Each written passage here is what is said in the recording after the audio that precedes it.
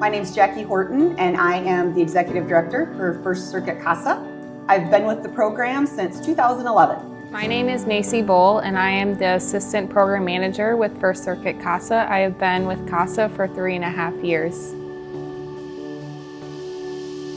The mission of First Circuit CASA is to provide a volunteer for children who have been removed from their homes through no fault of their own, but because they were abused and or neglected by a caregiver. Once that happens, the court steps in and we'll get an order from the judge asking for a CASA volunteer. And that's why it's so important that we are able to recruit, train, and support our volunteers from the 9 counties we serve. The need for volunteers has continued to grow and increase since I came to the program. I came in 2011, and at that time it was 8 volunteers on record, but only 4 to 6 of them were serving children. And at that time, there were 45 children on a waiting list, which was not acceptable to me or to our board of directors. So since then, we've worked hard to recruit volunteers, and at this time, I believe we're right at 50 volunteers, but there's always the need for more.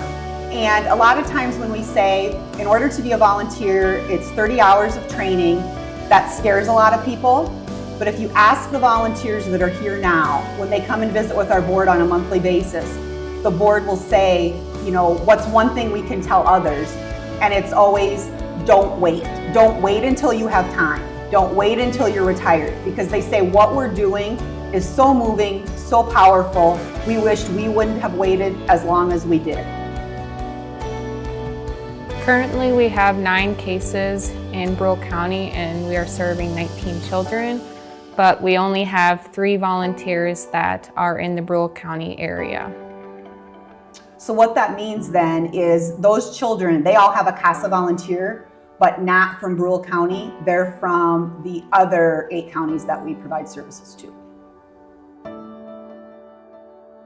But the first case that came in that was brand new to me, we had a little gal that came in. She was spunky, she was feisty, and so she was the first child that was new to the program during my tenure. I always told myself, someday she's going to do big things for CASA.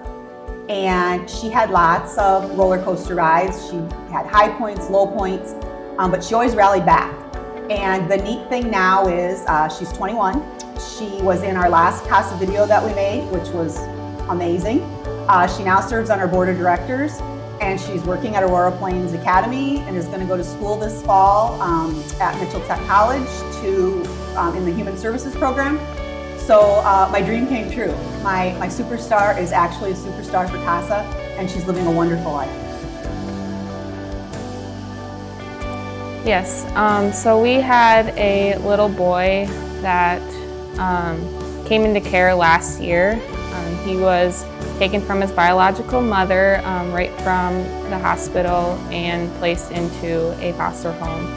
And the fortunate part about this case is he was only in 1 foster home. He had 2 DSS caseworkers, 1 volunteer, 1 attorney, and so that was the fortunate part. Most of our cases, they don't have just 1 DSS caseworker, 1 foster home. A lot of them transition from foster home to foster home. And he had, his grandmother was in Kansas City, and she was just talking to the volunteer how she just didn't know if she could physically care for this child. She had 2 of his other siblings that had very high needs. And so the volunteer was able to speak to her about writing a letter to the judge and to get that in front of the court. And so the judge got the letter. The volunteer was able to help with that, talk to the child's attorney, just in the best interest of this child. And the volunteer was able to talk to the foster mom about the needs of this child.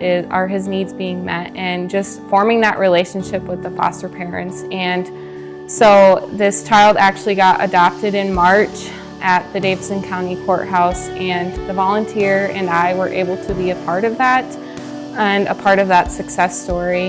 And to this day, it's still a positive thing, and just to see that child in the courtroom light up and be there for that was positive.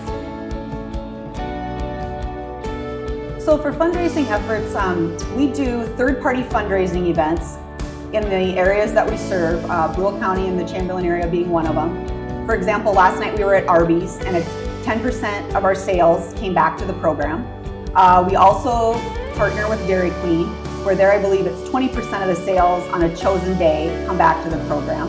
We're always looking for just financial donations, and that can be made on our website, which is mitchellcasa.org, and there's a donate button right there on the top right. Can't miss it. And then the other big thing that we do every year in November, I think this year it's November 23rd, we have our annual event. It's called CASA's Got Talent. So right now we are looking for sponsors to host the event, help us host the event with financial donations. We are looking for auction items for the event, as well as performers. In the next year, so by the end of December, the goal I'd like to see the CASA program reach, since I've been here, I've always wanted 75 volunteers. And before COVID, we were so close. We were at 68. COVID happened, we lost a bunch. And I know we're not gonna get to 75 by the end of this year, but if we can even take the 50 that we've got right now and get to 65, then we're almost there for next year. CASA, court-appointed special advocates.